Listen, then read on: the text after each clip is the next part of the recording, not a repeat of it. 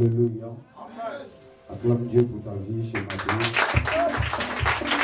Que l'Esprit de Dieu va nous faire du bien. J'espère que l'Esprit va nous faire du bien. Amen. Je crois que l'Esprit de Dieu va te faire du bien. Alléluia. Je crois que on peut s'asseoir dans la présence de Dieu. Nous allons bénir le Seigneur ce matin. Seigneur, nous voulons te rendre grâce. Nous voulons te louer parce que tu es le véritable. En toi, il n'y a point de variation d'ombre. Tu ne fais point acception de personne. Nous voulons te célébrer, te magnifier. Seigneur, merci pour ce peuple-là que tu glorifies au nom de Jésus. Amen. Amen. Alléluia. Amen. Quelqu'un n'a pas dit Amen. Je sens pas ton Amen. Amen. Alléluia. Amen. Puis-je t'envoyer 10 000 si ça vient. Ça vient. Alléluia. Amen. Je vois des gens qui emmènent et puis, je ne sais pas. Amen. Je vois quelqu'un qui dit Amen. Et les yeux fermés. C'est comme s'il n'est pas content, ou bien n'est pas content d'être arrivé. Bien oui, c'est Amen. Amen. Je veux sentir ton Amen me donner la joie. Alléluia.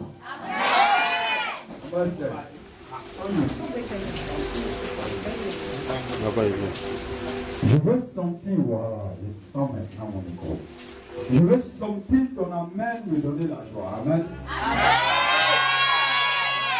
Alléluia. Quelqu'un peut acclamer le Seigneur Jésus de Nazareth. Il enlève cet esprit dans ma enveloppe, nous ne sommes plus. Amen. Ça veut dire quoi? Dieu ne partage pas sa gloire. Dieu ne partage pas ses miracles. Amen. Dieu ne partage pas ses prophéties. Alléluia. Mais ce matin, je crois qu'il y a une parole qui va changer ta destinée. Donne-moi un amen fort. Je crois qu'il y a quelqu'un qui a un problème de foyer qui verra son foyer résolu. Donne-moi un amen. Je n'ai pas encore entendu ton amen. Alléluia. Je vois quelqu'un qui n'est pas encore entré dans les fiançailles, entrer dans les fiançailles. Donne-moi un amen. Je vois quelqu'un qui voit sa vie est en train de changer. Donne-moi un amen. Alléluia. Ce matin, on est dans un thème. Je crois que par la puissance du Saint-Esprit, quand le Saint-Esprit donne les thèmes, derrière une onction qui est dégagée, sinon derrière une parole qui est prêchée, il y a une onction qui est dégagée. Si on prêche sur le mariage, il y a une onction de mariage qui plane. Alléluia. Ça ne veut pas dire que l'Esprit de Dieu est différent. Non. L'Esprit de Dieu agit selon la parole qui est prêchée. Amen. Et je crois que ce matin, tu vas entrer dans cette grâce-là. Alléluia. Je crois que ce matin, tu vas entrer dans cette destinée-là. Donne-moi un amen fort. Quelqu'un n'a pas donné un amen fort. Donne-moi un amen afin que je puisse avancer dans la révélation de la parole. Donne-moi un amen afin que je puisse ajouter du cul magique, du ketchup, afin que mon message soit prêt. Donne-moi un amen commandant. Alléluia. Je crois que ça monte. Amen. Je ne vais pas prêcher sans vie. Amen. Je ne vais pas prêcher sans vie. Amen. On va prêcher ce matin. Je crois que c'est Genèse chapitre 2, le verset 18 à 24. Amen. On va enseigner ce matin. Nous sommes dans un thème. Genèse chapitre 2, le verset 18 à 24. Je crois qu'il y a mon fils qui n'est pas là. Il est dans un tombeau de combien de jours là. Amen. Et toujours le du soir, je crois bien. Amen. Et il y en a aussi qui n'est pas là, sa fiancée. Et je crois qu'ils sont tous deux dedans. Amen. Amen. Genèse chapitre 2, le verset 18 à 24. Amen. Genèse le chapitre 2, le verset 18 à 24. Je lis la parole du Seigneur et on avance avec l'Esprit. Amen. Il dit, l'Éternel Dieu dit, il n'est pas bon que l'homme soit seul. Je lui ferai une aide semblable à lui. L'Éternel Dieu forma de la terre tous les animaux des champs et tous les oiseaux du ciel. Et il les fit venir vers l'homme pour voir comment il les appellerait et afin que tout être vivant porte entend le nom que lui donnerait l'homme. Alléluia.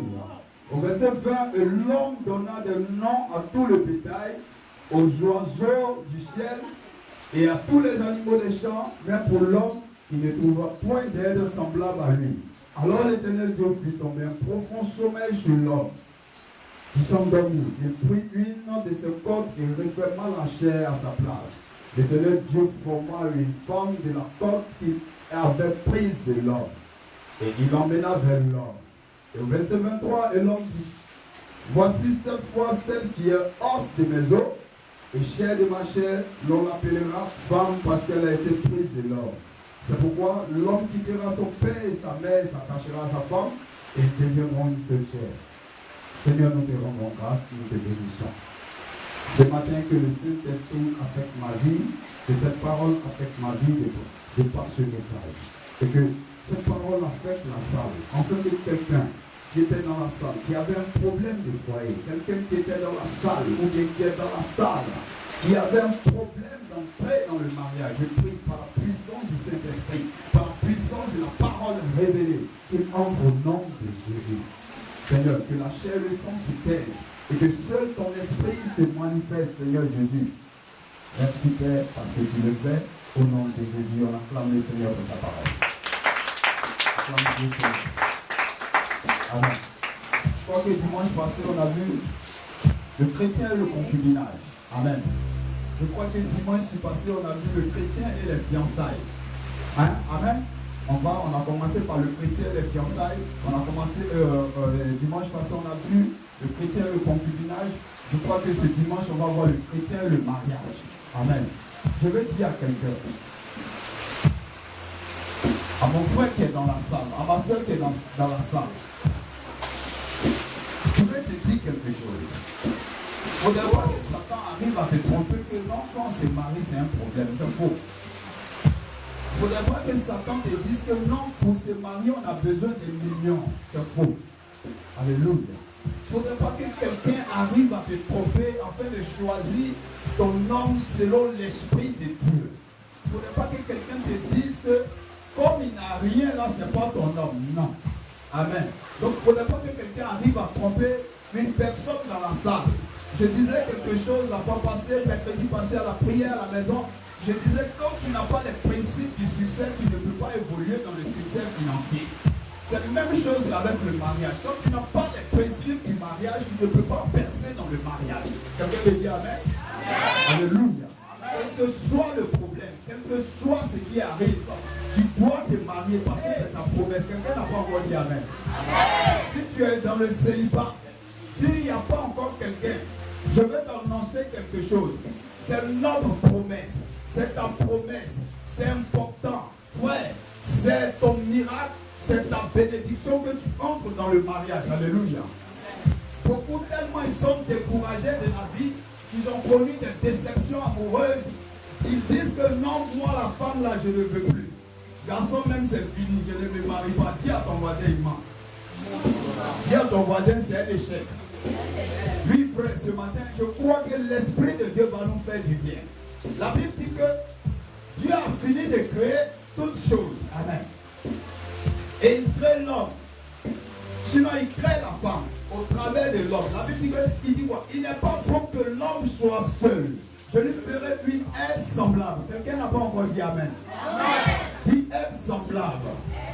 Amen. Amen. Et la Bible dit comme ça que il donna le pouvoir à l'homme de donner le nom, de nommer tous les animaux. Que lui, Dieu va faire passer vers l'homme. Ça veut dire quoi? L'homme est doté d'une intelligence qu'on ne peut pas comparer. Alléluia. Son intelligence, l'intelligence de l'homme est tellement douée à telle enseigne que le chrétien pense qu'il n'est pas intelligent. C'est pourquoi Romains 12 dit, soyez transformés par le renouvellement de votre intelligence. Tout chrétien, tout enfant de Dieu, toute personne a une intelligence extraordinaire. Alléluia. Parce que quand tu lis la Bible dit que comme ça, Dieu envoyait les animaux devant l'homme et l'homme donna le nom de tous les animaux sans se tromper, sans appeler lion, comment on appelle ça, un panthère, sans appeler panthère, comment on appelle ça, guépard. Mais l'homme nommait les animaux. Regarde un peu l'intelligence de l'homme. Et la Bible dit comme ça qu'il fait endormir l'homme. Amen.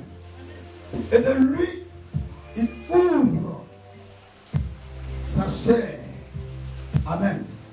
Et il enlève la côte de l'homme. Et c'est avec cette côte-là qu'il crée la femme de l'homme. Je veux dire à quelqu'un dans la salle, si tu n'étais pas marié, s'il n'y avait pas un homme que par la puissance du Saint-Esprit qui est dégagé par la parole, Dieu te donne un homme sans opération chirurgicale. Ça veut dire quoi? Sans effort, tu rentres dans ton mariage. Dieu n'avait pas besoin d'opération chirurgicale, mais il a endormi l'homme. Alléluia. Amen. Quelqu'un n'a pas encore dit Amen. Alléluia. Ce matin, on dit le chrétien et le mariage. Amen. Le mariage, c'est quoi? Le mariage, on avait dit ça autrefois, c'était la première institution dans le monde. C'est l'assemblage de deux hommes, c'est l'union de deux personnes imparfaites. Il ne faudrait pas que dans le mariage, tu crois que celui que tu vas avoir sera l'homme parfait ou bien l'homme idéal. Même si Dieu te révèle, il a un caractère, il a un défaut, il a un vice en lui qui ne va pas te plaire. Alléluia. Donc c'est l'assemblage de deux personnes imparfaites. Est-ce que quelqu'un comprend? Amen. Vous pouvez expliquer ça. Vous voyez, j'ai envoyé la boîte à lui-même. Il dit, il n'est pas bon que l'homme soit seul. Donc ça veut dire quoi? Ça veut dire, il dit, je ferai une aide semblable. Quand je regarde un peu les soeurs à l'église, ils sont tourmentés parce qu'elles n'ont pas un mari. Il dit en Proverbe chapitre 18, le verset 22, l'homme qui trouve la femme a trouvé le bonheur. Donc ce matin, il ne parle pas de toi. C'est moi, si je n'ai pas trouvé la femme, je n'ai pas le bonheur. Toi, tu n'as pas à t'inquiéter. Toi, la femme, tu n'as pas comment on appelle ça, à te mouvoir, à pleurer sur le sort. Parce qu'il n'a pas dit la femme qui a trouvé l'homme a trouvé le bonheur. Il dit c'est l'homme qui a trouvé la femme qui trouve le bonheur. Donc ça veut dire quoi?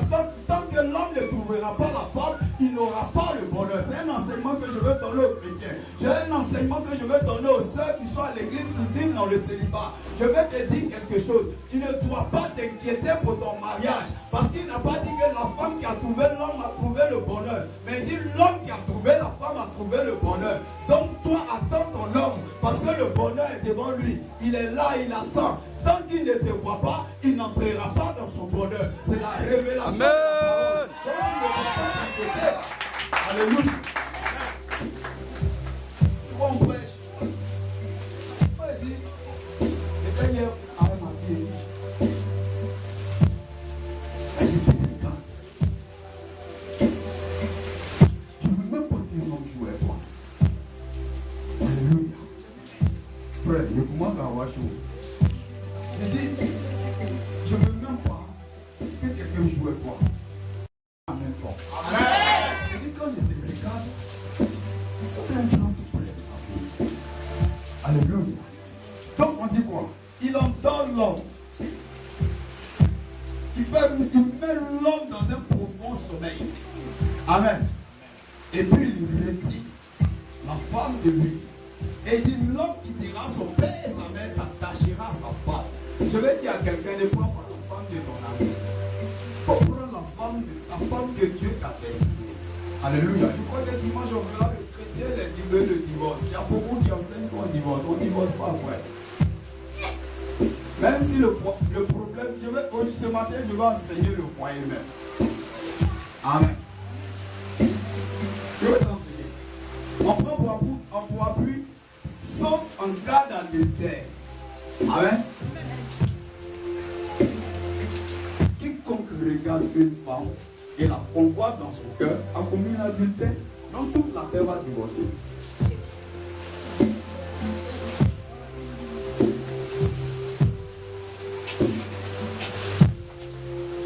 On vise. Toute la terre divorce. Il n'y a plus mariage sur la terre. Attention, hein. Comment mon paquet? Donc vous voyez, pour que ça la s'ouvre, soit plus grand que l'autre, on peut que la boîte d'allumettes en. Amen. Si c'est pas grand, ça ne peut pas rentrer. C'est ça le mariage. C'est deux personnes qui n'ont pas un bon comportement. Chacun a son caractère. Chacun est quitté dans sa famille. Chacun a été élevé. Peut-être il est mal élevé puis t'a croisé. C'est son caractère, c'est ce qu'il est. Peut-être qu'elle est insolente et puis elle t'a croisé. C'est ce qu'elle est. Peut-être qu'elle est bizarre et puis elle t'a croisé. C'est ce qu'on lui a montré. Peut-être qu'elle n'a pas la bonne vie, la mais c'est ce qu'on lui a montré. Donc si tu veux regarder à ça, tu ne vas jamais te marier. Parce qu'il n'y a pas la femme idéale. La femme idéale, c'est celle que Dieu te donne. Il n'y a pas l'homme parfait. L'homme parfait, c'est celui que Dieu te donne. Attendons. Ne soyez pas distrait. Quand tu n'as pas la révélation des principes du mariage, tu échoues. Alléluia. Et il dit, je veux faire une aide semblable. Ça veut dire quoi? La femme est l'aide de l'homme. Quel que soit ce qu'elle est, elle doit aider l'homme. Amen. Elle doit aider l'homme, même que ce soit dans le ministère, que ce soit dans la maison. Ça ne veut pas dire qu'elle doit forcément travailler. Quand on dit une aide, c'est quelqu'un qui apporte un plus dans la vie de l'autre. Amen. Elle doit apporter ce qui te manque. Ça veut dire quoi? Si tu arrives à la maison le soir et que tu es épuisé ou bien tu es stressé par ton travail, la femme doit être en mesure de te dire, chérie, qu'est-ce qui se passe? Elle doit t'aider à surmonter les difficultés. Ce n'est pas seulement les difficultés financières. Alléluia. Mais dit l'homme qui dira son père s'attachera à la femme. Et il fait endormir l'homme. Et puis il enlève sa femme. Amen. Ça veut dire quoi? Chaque homme prenant possessivité sa femme. Amen. Je dis que chaque homme sur la terre a une femme qui lui est destinée. Amen. Chaque enfant de Dieu, chaque chrétien, sinon chrétienne, a un homme qui lui est destiné. C'est normal. Amen. Alléluia. Alléluia. Alléluia. Donc de ce fait, l'enfant de Dieu doit manifester l'esprit de foi. Doit manifester l'esprit de prière. Il doit prendre appui sur la parole. Pour dire, Seigneur, tu as dormi l'homme. Seigneur, sans opération chirurgicale. Je vais te dire quelque chose. Si l'homme n'arrive pas encore dans ta vie, et que c'est le temps, excusez-moi, et que c'est le temps pour toi de te marier, s'il n'arrive pas encore dans ta vie, c'est qu'il dort. Il faut qu'il se réveille. Si quand il va se réveiller, il va dire, ah, c'est précis, là voilà, l'homme qui me... Il dort. Est-ce que quelqu'un dit amen? S'il n'est pas encore arrivé, c'est qu'il est en train de dormir. Donc, voici la prière que tu manifestes. Seigneur, l'homme que tu as destiné pour moi, je sais qu'il est en train de dormir. C'est pourquoi depuis il n'arrive pas. Réveille-le maintenant. Alléluia. Alléluia. Alléluia. On rentre point par point. Et qu'est-ce qu'on appelle mariage même? Aujourd'hui, l'Église a déformé le mariage. Le mariage dans son sens, c'est quoi? Parce que plusieurs considèrent le mariage comme il faut forcément aller à la mairie pour dire qu'on est marié. Non, c'est une erreur. Et ils prennent appui pour obéir à l'autorité. Non, c'est une erreur. De toute la Bible que je lis, le deuxième encore, voici un troisième point que l'Église manifeste. Troisième point que l'Église mentionne, si quelqu'un n'est pas marié à l'Église, il n'est pas marié. C'est une erreur. Pour connaître la base des choses, avant de s'engager dans les choses, il ne faut pas te mettre dans les choses qui ne glorifient pas Dieu. Amen. Quand on porte l'anneau, c'est vrai. C'est l'anneau qui signifie que non, l'homme est marié, mais la femme est mariée. Mais c'est une erreur parce qu'elle a une base mystique. On n'enseigne pas ça aux chrétiens. C'est pourquoi quand tu prends ton anneau, il faut sanctifier ton anneau. Amen. Maintenant, si je suis chrétien, trop zélé, tout est pur pour celui qui est pur. La Bible dit en titre.